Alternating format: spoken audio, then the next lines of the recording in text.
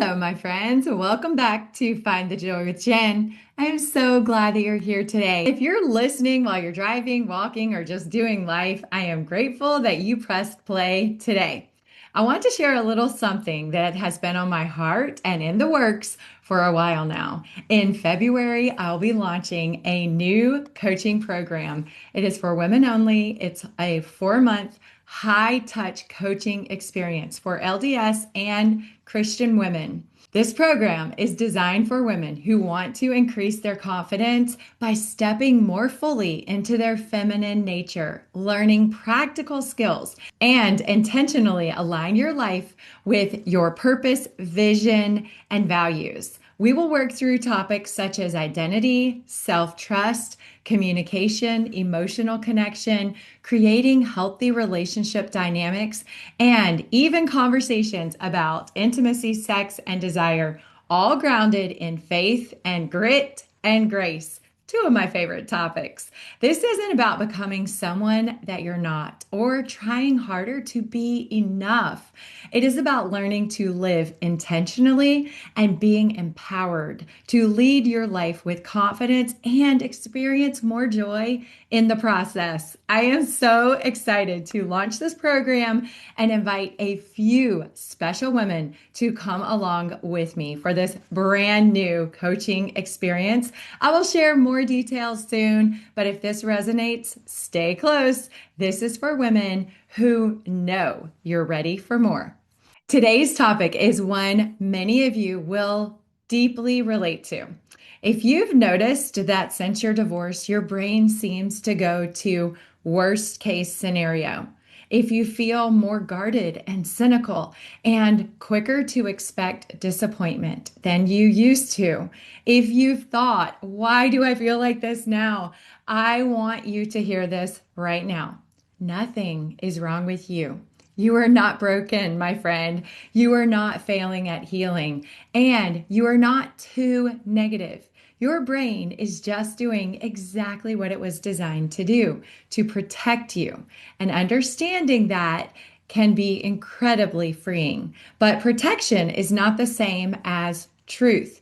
And while we don't deny the pain that you have experienced, we can retrain your brain to experience life with more peace, hope, and positivity.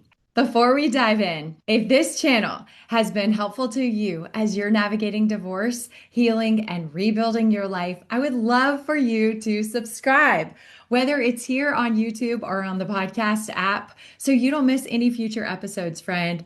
I talk a lot about mindset, faith, emotional healing, and learning how to move forward with clarity and peace, and I want you to come along. So, why does positivity bias matter after divorce? Divorce doesn't just change your life on the outside, it changes your internal world, especially your nervous system and your brain. Many people are surprised by how much more negative, fearful, and guarded they are after divorce. It's just a natural response. They'll say things like, I don't even recognize myself anymore. I used to be so much more hopeful and optimistic. I feel like I'm always waiting for the other shoe to drop now. And I don't trust good things will happen anymore.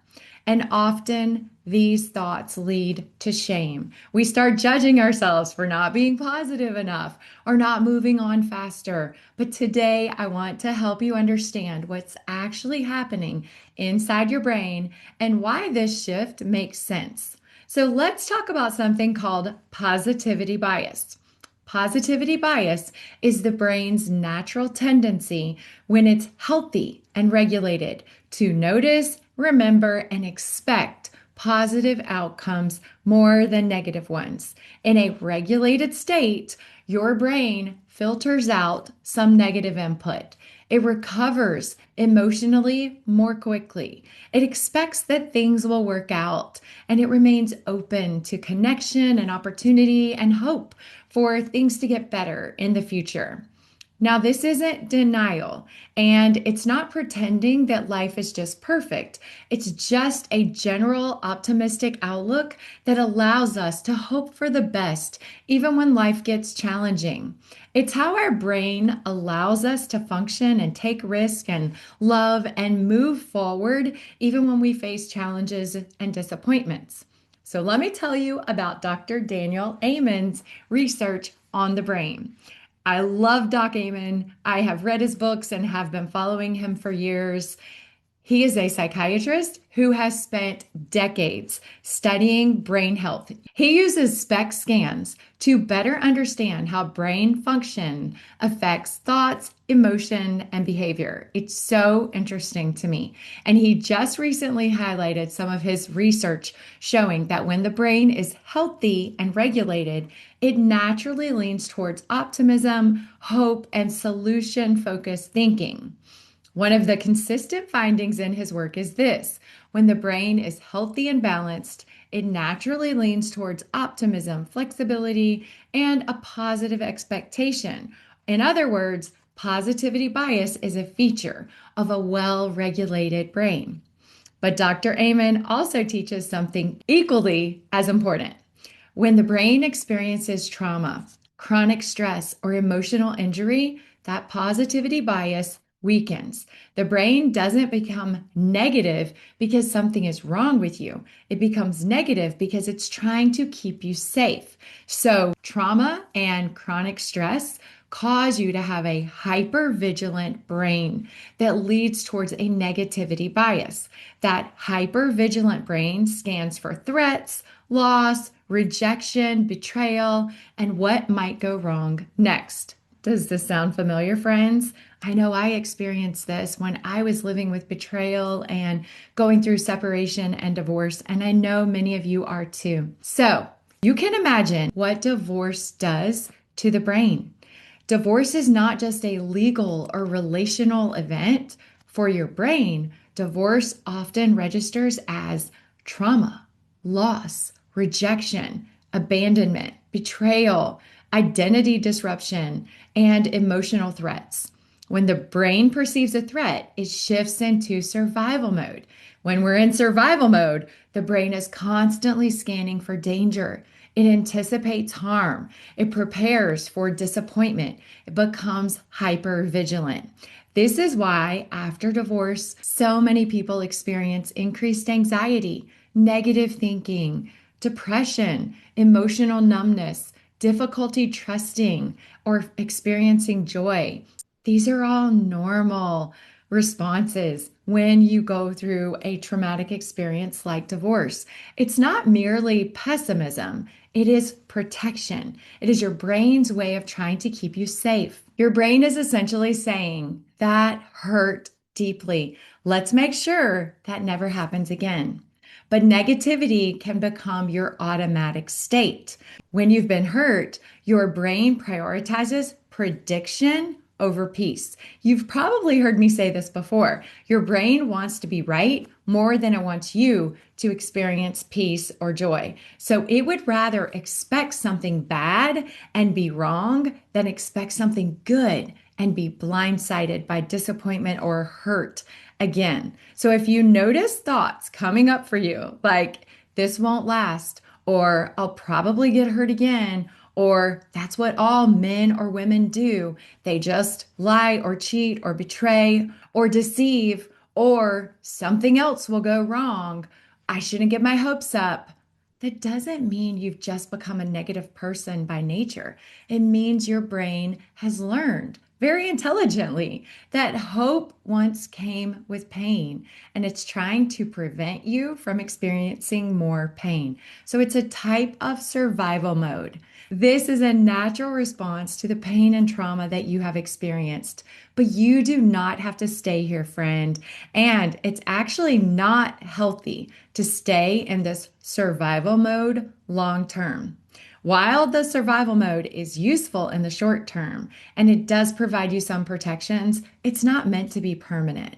When you stay in this state too long, you miss out on having peace. You struggle to feel joy. You remain emotionally guarded, and you experience life as heavier and harder than it needs to be. Life is hard enough, friends. We need all the help we can get. And this is one tool that you can learn to change your perspective about your situation. But this is where so many people get stuck, not because they aren't trying hard enough, but because no one has taught them how to gently help your brain acquire that safety that it needs to get back to a regulated, normal state.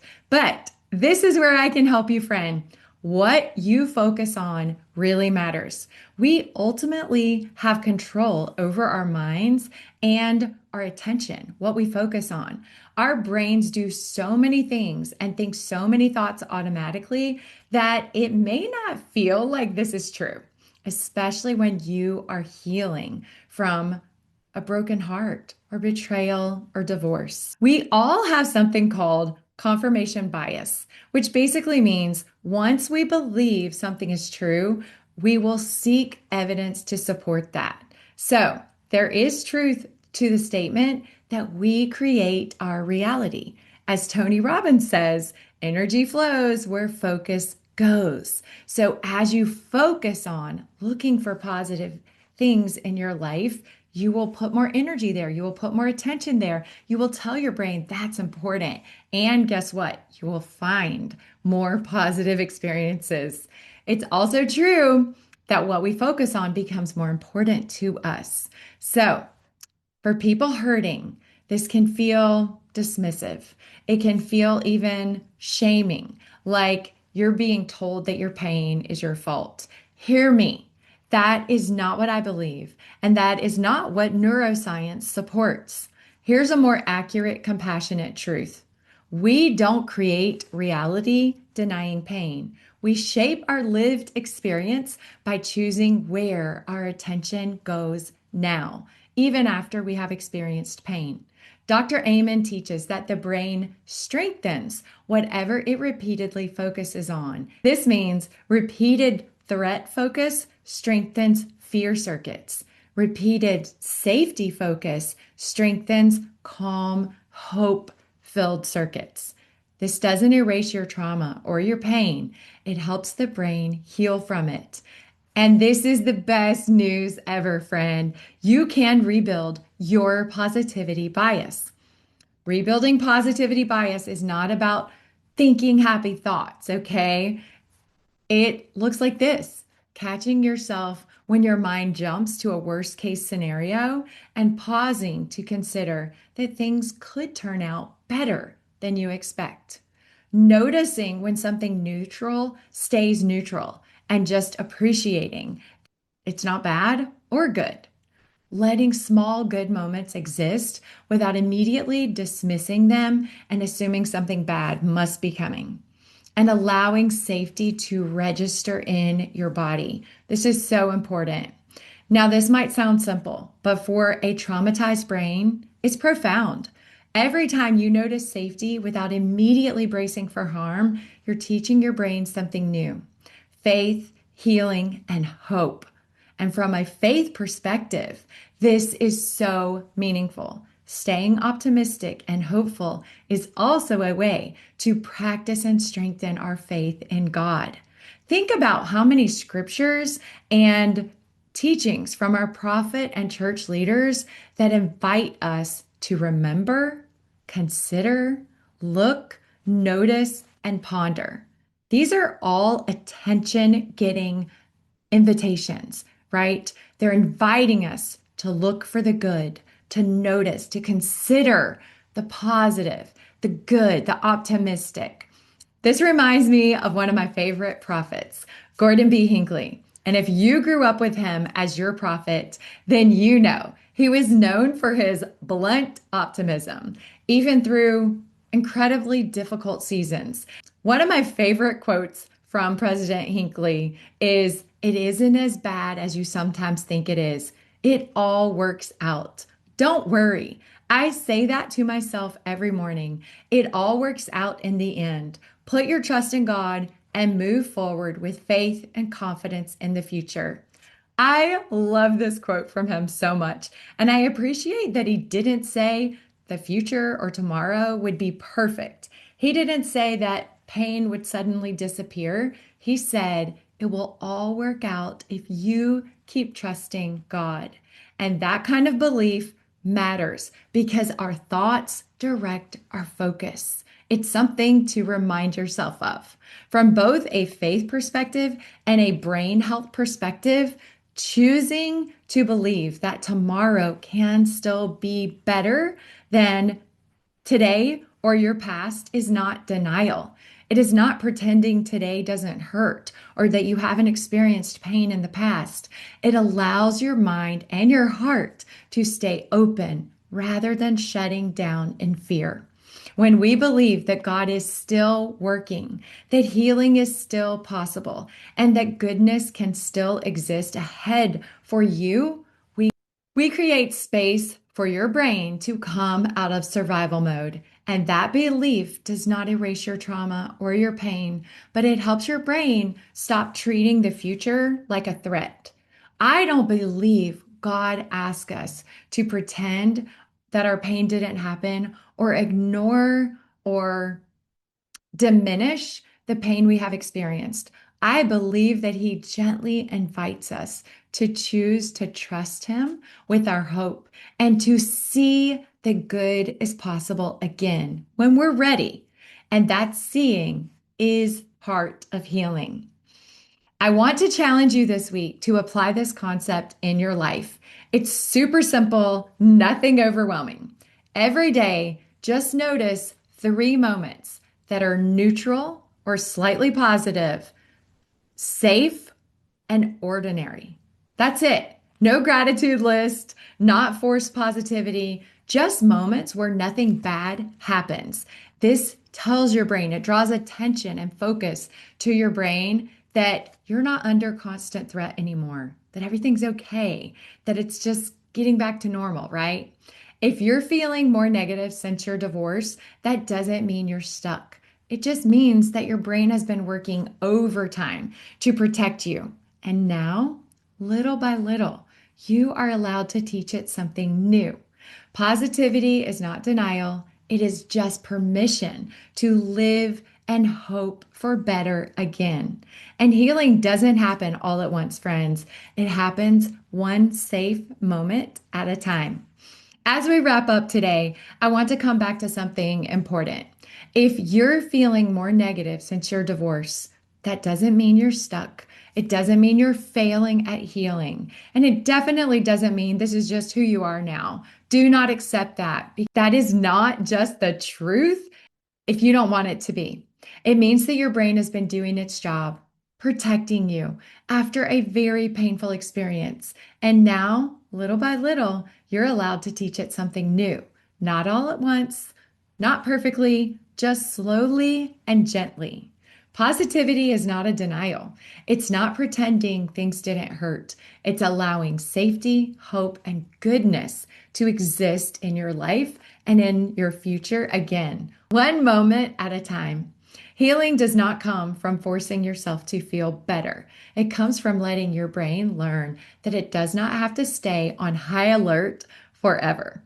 And if you're in that rebuilding phase right now, I want you to know you're doing better than you think you are. If this video has resonated with you, I would love for you to give this video a thumbs up.